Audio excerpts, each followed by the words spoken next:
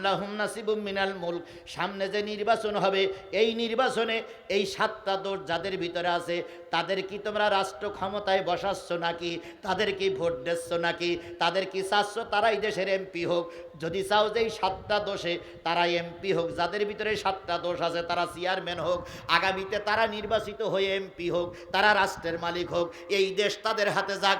আমলাহুম নাসিবুম মিনাল মুলক, রাষ্ট্রের ক্ষমতা যদি তাদের হাতে দাও, আমি আল্লাহ এত সুন্দর করে নসিহত করলাম, নবী নসিহত করে গেল, আজিজুল ইসলাম জিহাদি বেলকুচির কল্যাণপুরীর মাঠে পায়ে ধরে নসিহত করে গেল, তারপরেও যদি তোমরা না শুনে যদি ওই সমস্ত দোষওয়ালা নেতাদের হাতে ক্ষমতা দাও, রাষ্ট্রের মালিক যদি ওদের বানিয়ে দাও, রাষ্ট্রের ক্ষমতা যদি ওদের হাতে তুলে দাও, যদি আল্লাহর নসিহত তোমাদের পছন্দ না হয়, আজিজুল রস যদি তোমাদের পছন্দ না হয়, রসুলের কথা যদি তোমাদের পছন্দ না হয়, আল্লাহর কোরআন যদি তোমাদের পছন্দ না হয়, তোমরা যদি উল্টো পাল্টা বুঝে এই সমস্ত দোষওয়ালা লোকদের হাতে রাষ্ট্রের ক্ষমতা দাও, যদি এমপি বানাও, যদি মন্ত্রী বানাও, যদি মেম্বার বানাও, যদি চেয়ারম্যান বানাও, তাহলে শুনে রাখো আমি ওদের সম্পর্কে ভালো জানি, ওরা ক্ষমতায় গেলে কি করবে এটা আমি তোমাদের আগেই বলে দিচ্ছি। আমলাহুম নাসিবুম মিনাল মুলক ফাইদাল্লা ইয়াতুনান নাসা নাকিরা।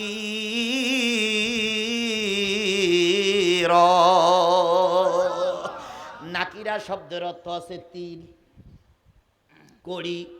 যদি এই সমস্ত লোকদের হাতে দায়িত্ব দাও, তিল কড়ি পরিমাণ জনগণের জন্য ওরা ব্যয় করবে না, সব ওরা নিজেরা খেয়ে ফেলবে। ওদের হাতে ক্ষমতা দিলে সব ওরাই খাবে, তোমাদের জন্য কিছু দেবে। এইবার নেতা এসে বলবে আমি তোমাদের এই করবো সেই করবো, আল্লাহ বলতে দেবে না, তাহলে কার কথা শুনবেন, নেতার কথা না আল্লাহর কথা? তাহলে আল্লাহর কথা যদি শোনেন তাহলে আজকে থেকে টার্গেট নিতে হবে, এই দৌড় যাদের ভিতরে আছে তাদেরকে আমরা ভোট দেব না। কথা ক্লিয়ার? যেখানে সেখানে ভোট দেব না ভাই, এবার যেখানে সেখানে ভোট দেব না ভাই, ভোট দেব ভাই সেইখানেতে আল্লাহ রাজি হয় যেথায় রাসূল খুশি হয়। যেখানে সেখানে ভোট দেব না ভাই, এবার যেখানে সেখানে ভোট দেব না ভাই। ভোট হলো ভাই দেশের লাগি বিরাট আমানত, ও জাগাতে ভোট দিলে ভাই হবে খেয়ানাত। এবার দেশ বাঁচাতে দিন বাঁচাতে, এবার দেশ বাঁচাতে দিন বাঁচাতে সদা সজাগ থাকা চাই। যেখানে সেখানে ভোট দেব না ভাই, এবার যেখানে সেখানে ভোট দেব না ভাই।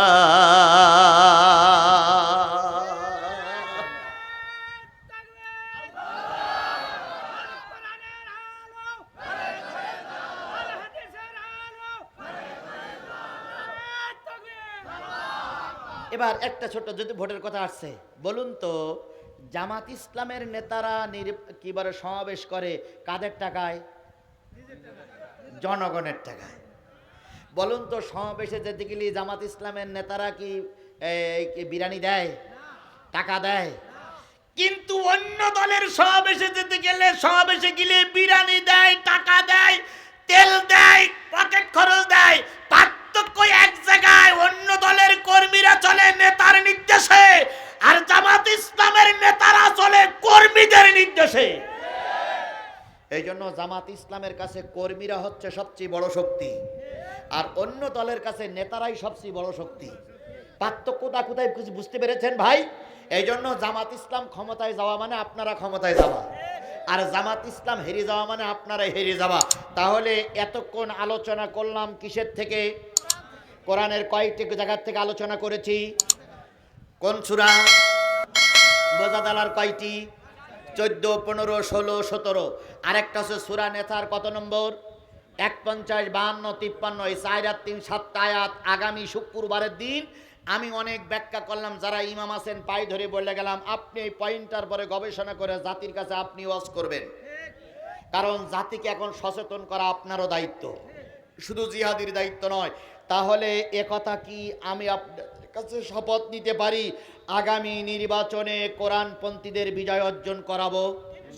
এর জন্য আমার প্রয়োজনে রক্ত দেব, টাকা দেব, অর্থ দেব, জমাতে শরিক হব, নির্বাচনে ভোট দেব, আর একজনকে ভোট দেওয়ার জন্য উৎসাহিত করব।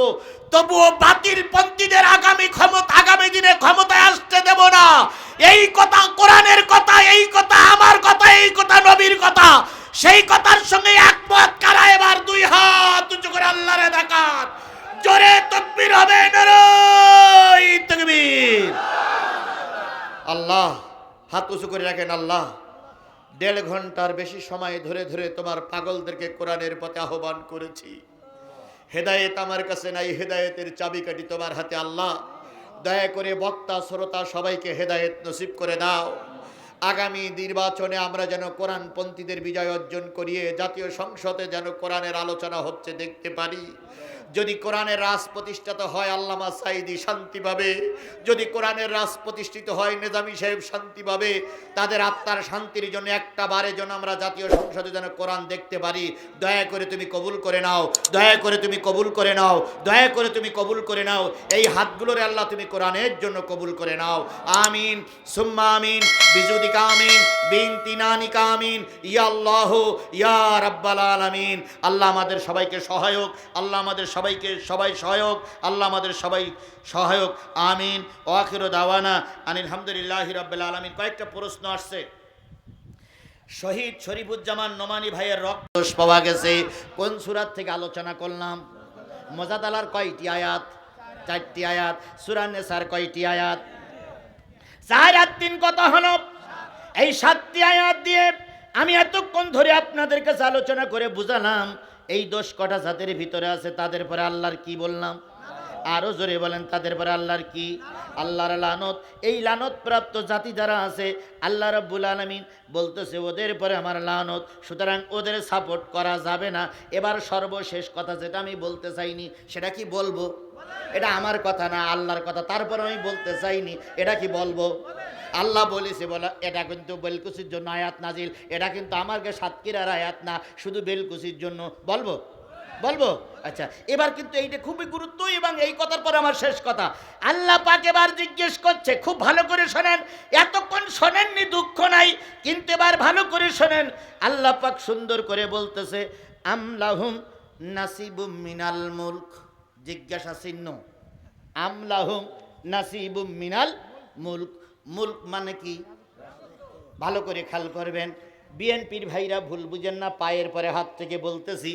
জামাতের ভাইরা আনন্দিত হয়েন না, পায়ের পরে হাত থেকে বলতেছি।